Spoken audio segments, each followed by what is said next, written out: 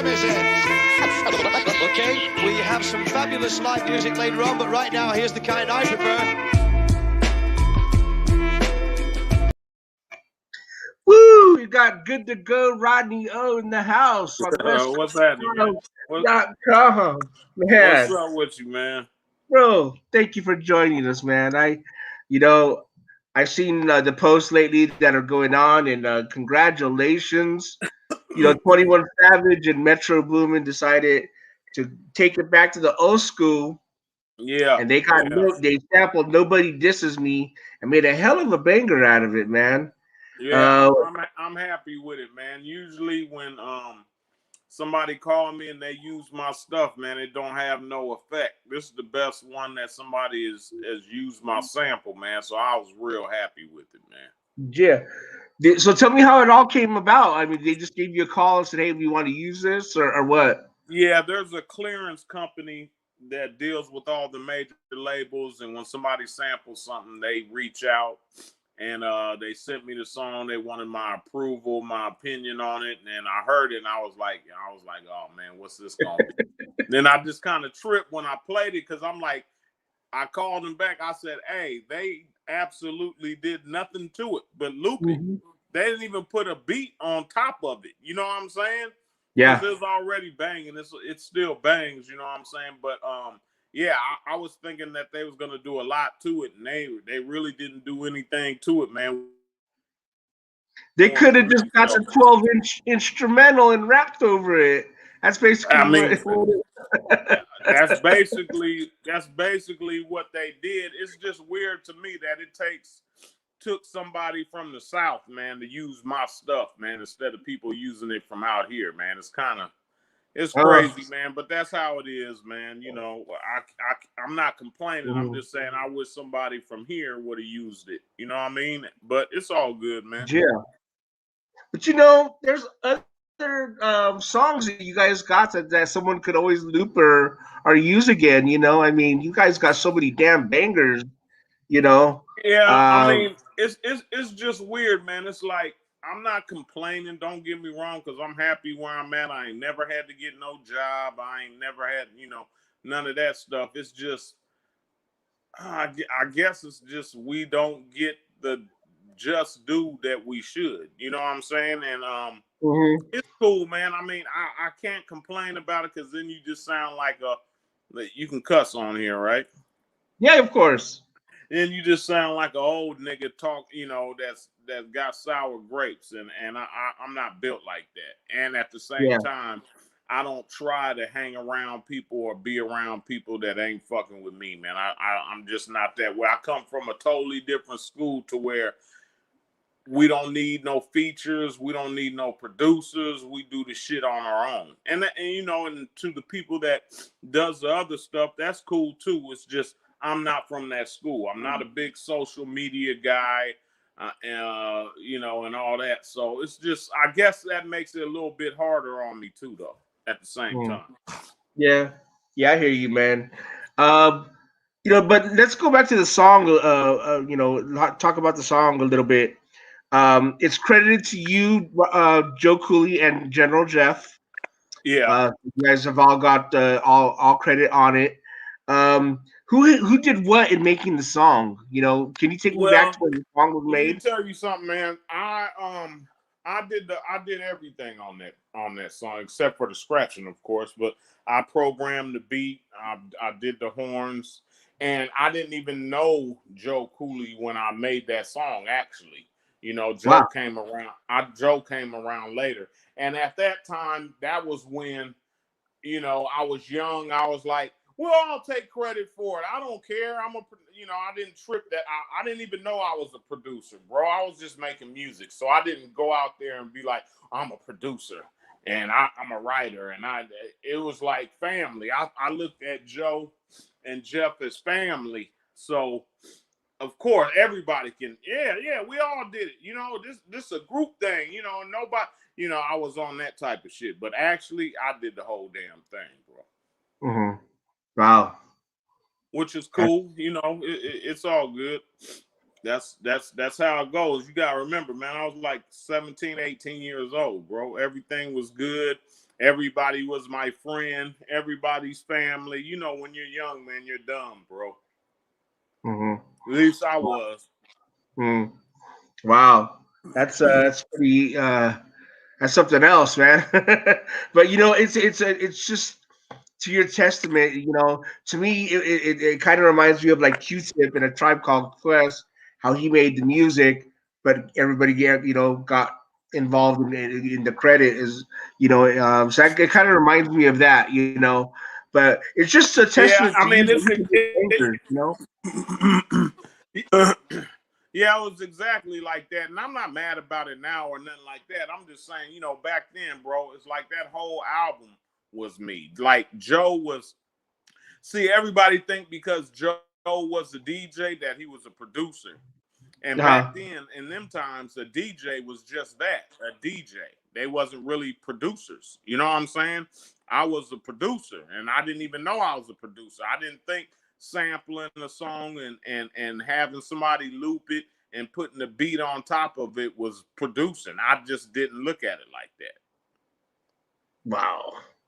That's amazing because when you go through your catalog and you look at all the songs that you guys, made and all the bangers that you guys got, man, the bangers, shit that'll just rattle the car and it's amazing that, man, that all came from you, Yeah.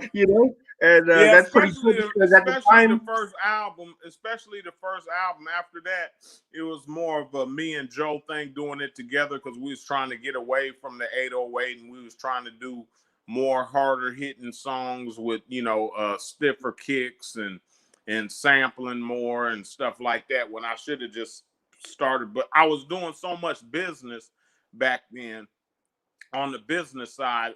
I needed Joe to take over as far as the producing because I was booking the shows, I was writing the songs, I was dealing with the labels. I wore too many hats because back then mhm, I couldn't get nobody. Everybody who I'd get to work for me would fuck us over, or mhm, they would do shit and I would have to go behind their back and fix the shit that they fucked up. So at some point, I just took it all over.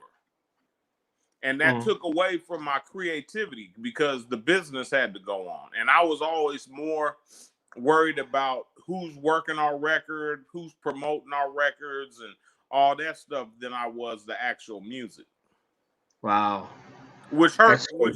which wound up hurting me. You know what I'm saying? In Yeah, the end, but hey, man, you live and you learn, man. Hey, but I want to tell you something, man. I really respect when you started putting up, hey, I'm starting my own thing, and look, man, already, bro, you got it cracking, man. That's big ups to you, bro. It yeah. didn't take long. You did it quick, bro. You did Thank it you, man. I quick. appreciate that, brother. Yeah. And you guys are all a part of it. You know what I'm saying? And I thank you for when you did the interview with Big Brother Jake. That's all part of our thing. So, respect to you, man. I mean, you guys are the legends, and you guys are the ones that I mean, we love you guys, and we play your music. And Yeah. so I Yeah. mean, thank you.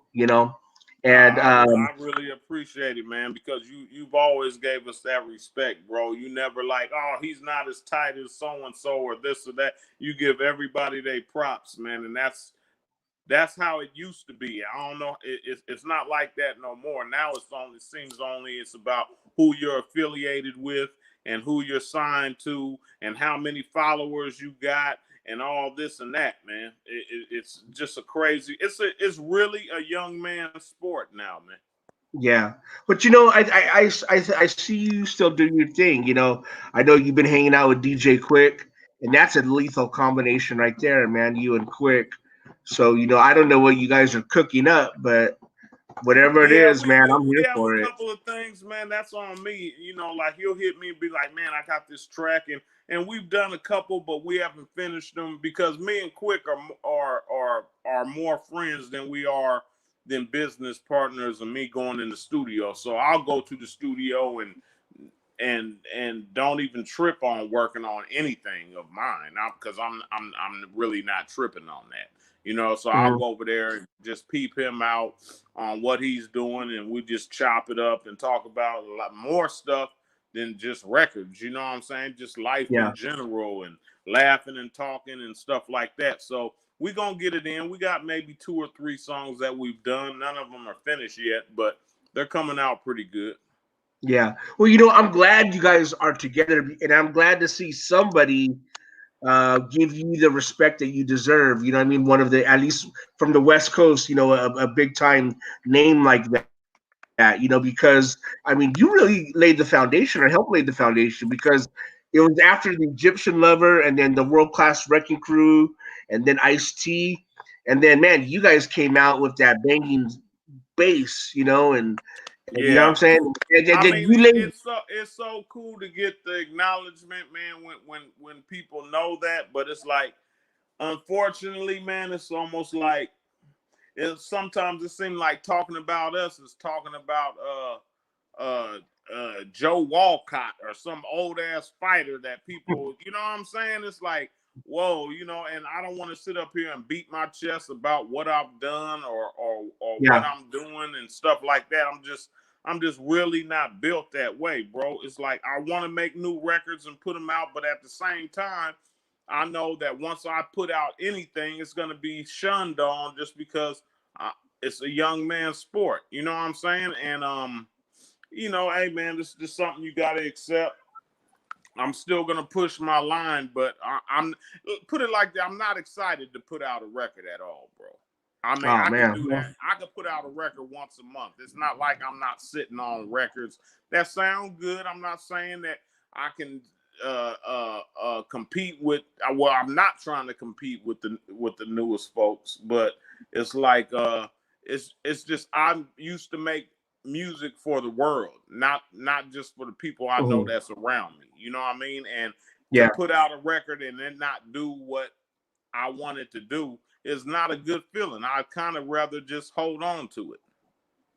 But you know what, bro? I think that, you know, 21 Savage proves though that your music still hits. You know what I'm saying? Yeah, it gives me a little bit of you know, it's definitely a cool factor, and I'm real fucking thrilled about it and all that, and that it just shows you that when somebody does something that has a name and they use my old shit, that people start bobbing their heads like it's new and somebody just made it and all that. To where, what about if I did that same exact record? Would it have the legs that it has now? Probably fucking not. You know what I'm saying? But you know, that's one you just got to chalk up. You know. Mm-hmm. But you know, maybe you could make a track for somebody, you know, and have them flow on it, and but you know, Rodney O production. Yeah, I mean, that's what I was doing today. I was in the studio producing and getting my feet back wet, just making beats, and we're just gonna see how it go, man. You know, nothing's promised. I'm not trying to be, you know, because of this, making beats so I can be one of the top producers, but I'm gonna definitely get my stuff out there, and we just Yeah, see what happens. You know what I'm saying? yeah. You know, I mean, brother, you've got a legacy. You know what I mean? A legacy. I mean, you know, people don't know that. I mean, you know, you were the foundation for the Two Life crew, and a lot of people don't know that shit. You know, and Yeah, that's a legacy. a lot of You people know? don't know that, man. I mean, they was my friends before we even started making records. You know what I'm saying? And I was there when they made a lot of those records, and people just think that they're from Miami because when they put their record out, that's where their record blew up at. So of Yeah, course, if you're trying to be in the record business and your song is blowing up, say in Atlanta, and everybody's calling you for shows, you might as well move to Atlanta and make that money and be right there. So that's what they did, and yeah. everybody just, you know, assumed that they was from Miami, you know, which was Mhm. a good look back then. You know what I'm saying? So they wasn't gonna sit up, hey, we ain't from here, we from, you know, we from California. They wasn't finna do that, and I don't blame them. Yeah, but you know, it just goes to show that that sound, that booming bass sound, you know, that's West Coast shit. You know, and a lot of people think that Oh you know, yeah, man. That's me and Mr. Mix, and it's Egyptian Lover. It's just the Egyptian Lover didn't really decay the bass like I did. You know what I'm saying? He would have the kick more tight, so it wasn't that 808 that we know today. But he, you know, all of his music was 808s. It's just it wasn't, you know, decayed like how I did it. And I slowed the tempo down too. Egypt was doing a lot of fast records, and I didn't want to do all fast records. Yeah. But but that's, it's dope. I mean, Everlasting Bass is like, I'll be playing that till I'm 80 years old, 90 years old. Yeah, hey man, me too, brother. Me too, man. Well, Rodney, I appreciate you coming on. I mean, man, congratulations again on the song, and I hope that it goes #1 so that you guys can get your your royalties and all your payments on it, and get everything that you deserve from it. So, oh man, that's the plan, and that's what's gonna happen, brother. Good shit. Well, bro. Hey, and you know what? Sorry about the other night, man. I was just pissed off at Danny Green missing that shot, man. I know, man. We were going to go live on Friday. We all was, but that's water under the bridge now, man. We can't, so it's all good, man. I was sitting up watching some little highlights before you had called, man. So it's all good, man. We it's all just good. Need the Dodgers to come through, and it don't look good right now. Oh, I know, man. I saw the game today, and I was cussing at him the whole time, man. Yeah, I knew from the beginning of the season that pitching was a problem for us, bro. Pitching is a problem for the Dodgers, but hey, man, if we don't roll with them, man, maybe they'll pull it out, bro. Yeah. Well, we'll win or lose, man. I'm a Dodger, so that's how it's gonna be. Hey, man, that's what I'm saying, man. Just like when the Lakers was rolling with Van Exel and Eddie Jones and all that, it didn't matter, man. That was my squad. You know what I'm saying? Win or lose, man, you got to stay with your squad when they're up or they're down. But I appreciate you, man. West Coast Styles, all right, brother. Man. Yes, sir. Hey, can I get a drop for this website, westcoaststyles.com? Yeah. For sure. Yo, what's good? This your boy Rodney O putting it down for westcoaststyles.com. You know what it is. Yes, sir. All right, brother. I'll be in touch. All right, man. Be in touch with me, brother. Good luck, man. I'll talk to you soon. All right, brother. Peace. All right, now. What time is it? Okay, we have some fabulous live music later on, but right now, here's the kind I prefer.